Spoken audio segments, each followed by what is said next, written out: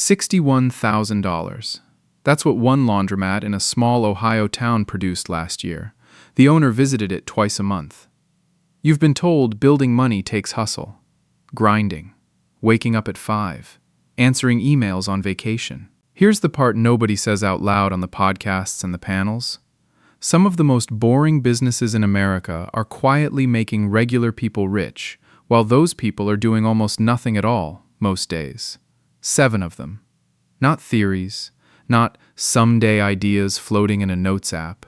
Businesses that exist right now, in ordinary towns, run by ordinary people who never wanted to be entrepreneurs. They just wanted the mortgage paid without a second job attached to it. No hustle culture, no 5 a.m. alarm, just a system that keeps working after they stop looking at it. Stick with me through all 7, because the order matters. Each one gets a little quieter, and the last one is the business almost nobody talks about, the one that's actually the easiest to start this month, for less money than most people spend on a used car. Before we get into the list, picture 2 people. Same age, mid-30s. Same income, around $68,000 a year. Same starting savings, about $14,000, sitting in a checking account doing nothing. One of them spends the next 3 years waiting for the right business idea, something original, something that feels like theirs. The other spends the next 3 years buying boring, proven, already working businesses off this exact list. 5 years from now, one of them is still waiting. The other one owns 4 of the 7 businesses you're about to hear about, and neither of them is smarter than the other. One just stopped waiting for something exciting. Number 1. Laundromats. Craig bought a rundown laundromat for $38,000 in 2023. Not a loan he couldn't sleep on at night. A real down payment, real numbers, real risk he understood before he signed anything. The machines were already installed. The building was already zoned for it. He didn't build anything from scratch. He bought something that already worked, and made it work a little better with a few repairs and a new sign. Here's what most people assume when they hear laundromat owner. They picture someone standing behind a counter all day, making change, fixing jammed dryers, dealing with complaints. That's not what owning one actually looks like anymore. Most laundromats today run on card readers and mobile apps. Machines report their own errors straight to a repair service. Craig's actual involvement runs about 4 hours a month, collecting from the handful of machines still on coins and checking in with the one part-time cleaner he pays $90 a week to keep the floors decent. Compare that to Wayne's cousin, who looked at the same kind of business 2 years earlier and walked away because it felt like a step down. He kept his retail job instead, the one with the schedule that changes every week and the manager who calls him in on his day off, the one that pays him for every single hour he's physically standing there and not 1 hour more. He's still there. Craig is not. The income on Craig's location runs around $4,200 a month. After his loan payment, insurance, water, and electricity, he clears just under $2,600. That's $31,200 a year, on a business he never has to actually run, stacked on top of whatever else he does with his time. Why does almost nobody buy a laundromat? Because it sounds unglamorous. Nobody dreams about owning a laundromat as a kid. There's no pitch deck, no investors clapping in a conference room. It doesn't photograph well for social media, and it never will. But you weren't asking which business photographs well. You were asking which business pays you while you're asleep, and this is one of the oldest, most reliable answers to that question in the entire country. If you wanted to do this yourself, here's what it actually takes. Look for an existing laundromat for sale. Not a startup, an existing one with 2 or more years of financial records you can actually verify. Ask for utility bills and machine maintenance logs before you ever ask about the sale price. A location doing under $15,000 a month in revenue can often be bought for 2 to 3 times its yearly profit. That's the number that matters. Not the size of the building, the size of the profit, printed in black and white that you can check against the bank statements. Number 2. Vending machine routes. Denise started with 3 machines in 2024. Total cost to get in? About $7,200. Split across the machines themselves, the initial inventory, and the placement fees she paid 2 businesses to host them in a break room and a waiting area. Here's the part that surprises people. She doesn't own a store. She doesn't have a storefront lease sitting on her shoulders every month. She has 3 metal boxes sitting in other people's buildings, and those buildings do the marketing for her simply by having foot traffic that was already going to walk past those machines anyway. Her route now includes 11 machines, spread across break rooms, a laundromat lobby, and a small auto shop waiting area. Combined, they bring in around $3,800 a month in revenue. Restocking costs and the commission she pays the host locations eat close to 40% of that. What's left is roughly $2,200 a month in profit, $26,400 a year, for something she checks on twice a week, for about 90 minutes each visit. Why do people skip this one? Because it sounds small. One vending machine sounds like pocket change, so most people never picture 11 of them sitting quietly around a town, each one doing its job without needing supervision. That's the actual secret behind almost every business on this list. The first unit is never the point. The 10th unit is the point. You just have to survive the boring part where it looks small. The real work here is placement, not machines. A machine in a break room with 40 employees will outperform a machine on a quiet street corner every single time, no matter how nice the machine looks. Denise spends more time studying foot traffic patterns than she spends restocking snacks. Walking a location at lunch, watching how many people actually pass a spot, before she ever signs a placement agreement. Compare her to a neighbor who bought 2 machines the same year, but placed them wherever a business owner said yes first. A slow hallway, a rarely used lobby. Those 2 machines still haven't earned back what they cost. Same equipment, same starting capital. The only difference was patience before the purchase, not after it. Number 3. Self-storage units. Wayne owns 22 units in a facility just outside a growing suburb, the kind of town that used to be farmland 10 years ago. He didn't build the facility himself. He bought into an existing one that already had tenants paying rent the day he closed. Buy-in cost was around $18,000 for his share, financed over 5 years.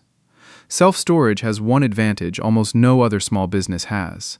Tenants rarely visit.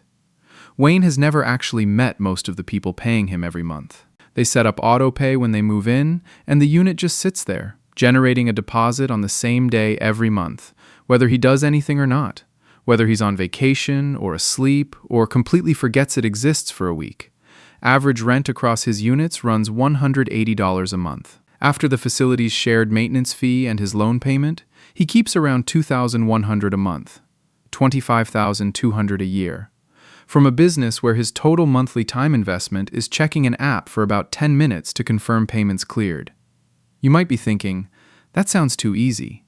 It isn't easy to get in. It's easy to run once you're in. Those are 2 very different things, and most people confuse them. The hard part is finding a facility with real occupancy history, not an empty new building hoping to fill up someday. Ask for the occupancy rate over the last 3 years before you ever ask about price. A facility that's been sitting at 40% occupancy for 2 years is not a bargain. It's a warning. Wayne almost passed on this facility too, because the growth in that suburb wasn't obvious yet when he bought in. No new grocery store, no new school, nothing that screamed, "Buy here." He looked at building permits instead of billboards. 3 new subdivisions had been approved within 2 miles. That single piece of paperwork told him more about future demand than any amount of driving around and guessing ever could have. Number 4. Coin-operated car washes. Teresa bought a 4-bay, self-serve car wash for $52,000. No employees. No cashier standing at a register. No customer service line to manage. Just machines, water, soap, and a payment terminal that runs the whole operation by itself. This is the business people drive past every single day without ever thinking about who owns it. There's no sign that says, "Look how much money this makes." It just sits there, quietly running, 24 hours a day, 7 days a week, without anyone standing inside it, without a single employee clocking in. Her location brings in around $5,100 a month. Water, electricity, chemical supply, and equipment maintenance take roughly half of that. Net income lands close to $2,500 a month, $30,000 a year. For a location she visits once a week to check the equipment and empty the coin boxes, usually on a Sunday morning before anyone else is out. Here's the question worth sitting with for a second. How many businesses have you driven past in the last month without wondering who owns them? Somebody does. And in a lot of cases, that somebody is doing less active work than you did this morning, making coffee and getting the kids out the door. Teresa almost didn't buy this one. She'd looked at two other options first, a food truck and a small retail lease, both of which needed her physically present 40 or more hours a week to earn anything close to what the car wash pays her for 4 hours. The food truck felt exciting when she pictured it. The car wash felt like nothing. She bought the car wash.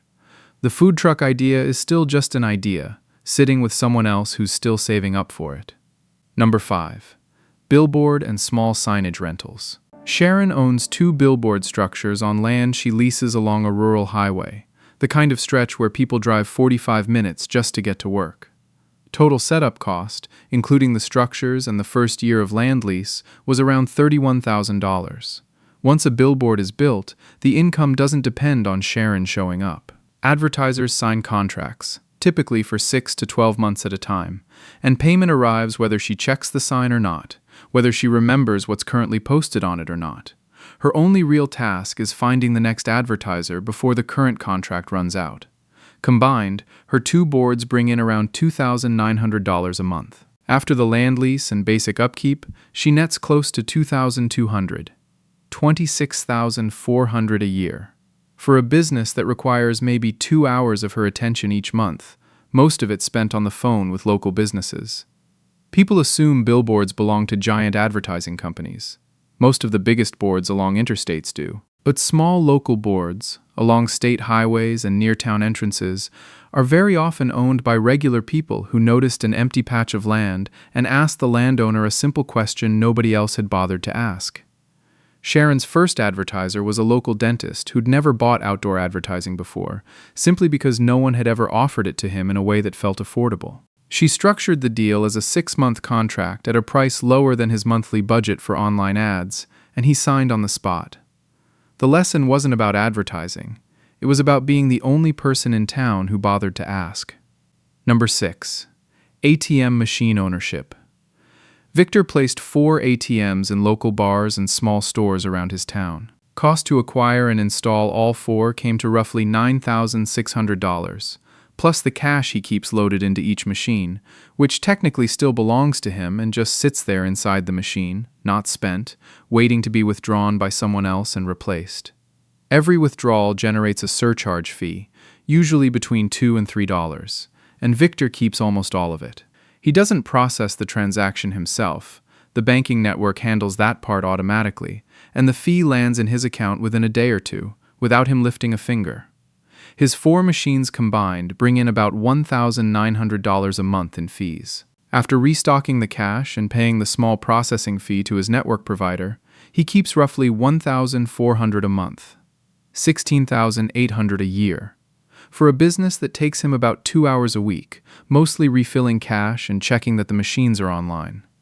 Why does this one get overlooked constantly? Because most people assume ATMs belong to banks. They don't. A huge share of ATMs in small businesses, especially bars and convenience stores, are independently owned by someone exactly like Victor. The bank isn't collecting that surcharge fee sitting on your receipt. The person who placed the machine is, and it's almost never who you'd guess. Getting started here means 1 phone call at a time. Victor walked into 6 local businesses before 2 said yes. He didn't need a business plan or a pitch deck, just a simple offer. He covers the machine, the cash, and the maintenance, and the business owner gets a small monthly cut for the floor space and the electricity outlet. Most owners say yes because it costs them nothing and brings customers back inside to spend cash they just withdrew. Number 7, and this is the one almost nobody talks about: mailbox and package locker rentals. Leonard installed a bank of 40 package lockers outside an apartment complex that had no secure delivery system, the kind of building where packages used to pile up in the lobby and go missing. Total cost? About $22,000, covering the lockers themselves and installation. Every resident who rents a locker pays a flat monthly fee, usually between $8 and $15, whether they receive one package that month or 15 packages. Leonard doesn't handle a single delivery. He doesn't touch a package, doesn't sign for anything, doesn't deal with a single carrier. He built the infrastructure once, and now residents pay a small fee every month just to use it. At 34 lockers currently rented, that's roughly $380 a month in fees. It sounds small next to the others on this list, until you realize his total time involvement is close to zero. No electricity cost worth mentioning, no water, no chemicals, no restocking runs, just occasional maintenance, maybe once a quarter, checking the locks. On pure return relative to effort, it's the quietest business on this entire list, and Leonard is already planning a second bank of lockers at a different building 3 blocks away. He found the first opportunity by asking a simple question at a property manager's office, not pitching an idea, just asking whether residents had ever complained about stolen packages. They had, repeatedly. Leonard didn't invent a need. He noticed one that already existed and quietly built the fix nobody else had bothered to build, then let residents pay him monthly to use it. Here's what all 7 of these actually have in common, and it's the part that matters more than any single dollar figure. None of them require you to be an expert. None of them require charisma, a social media following, or a clever idea nobody's ever thought of before. They require capital, patience, and a willingness to buy something boring instead of something exciting. Most people spend years looking for the business that feels impressive to talk about at dinner. Something with a story, a founder narrative, laundromats, vending routes, storage units, car washes, billboards, ATMs, package lockers. None of them make for an exciting conversation at a party. All 7 of them make money whether you're having that conversation or not, whether anyone at the table is impressed or not. So here's the actual question, and it's not the one you've been asking. Not which one sounds best. Which one matches the capital you actually have right now, today, not the capital you hope to have someday after a promotion that hasn't happened yet. Start with the cheapest entry point on this list that you could realistically afford in the next 6 months. Research 3 real listings in your area this week, not someday, this week, while this is still fresh in your head. Call the current owner and ask to see 12 months of financial records before you ever ask about the asking price. The businesses on this list aren't secret. Craig, Denise, Wayne, Teresa, Sharon, Victor, and Leonard didn't discover something hidden.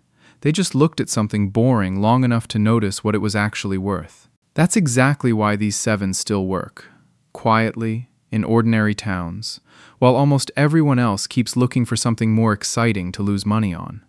Now picture yourself 5 years from today. One version of you is scrolling through another video just like this one, still waiting for the idea that feels exciting enough to finally act on. The bank account looks about the same as it does right now. Maybe a little higher, maybe a little lower, depending on the year. The other version of you owns one of these 7 businesses, maybe 2. Not because that version of you was braver or smarter or had some advantage you don't have.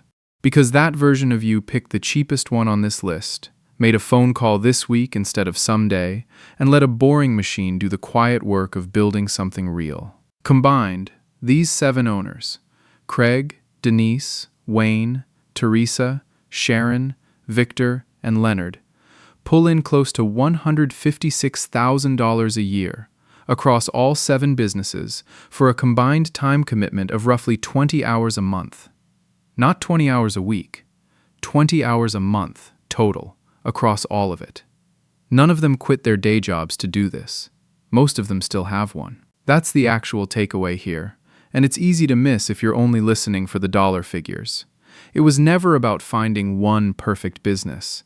It was about stacking a few boring, reliable ones, one at a time, starting with whichever one you can actually afford right now. Not the one that sounds the most impressive, the one you can actually afford. So which one matches your number? $7,200 gets you a vending route. $9,600 gets you an ATM route. $18,000 gets you into self-storage. Somewhere on this list is a starting point that fits the account balance you're looking at right now, today, not the one you're hoping to have next year. The businesses on this list aren't secret. and they were never going to stay secret. What keeps most people out isn't the cost, and it isn't the risk. It's that none of these are exciting enough to brag about before the first check even clears. Craig didn't post about buying a laundromat. He just started collecting from it. That's the entire difference between the people on this list and everyone still scrolling for the next idea.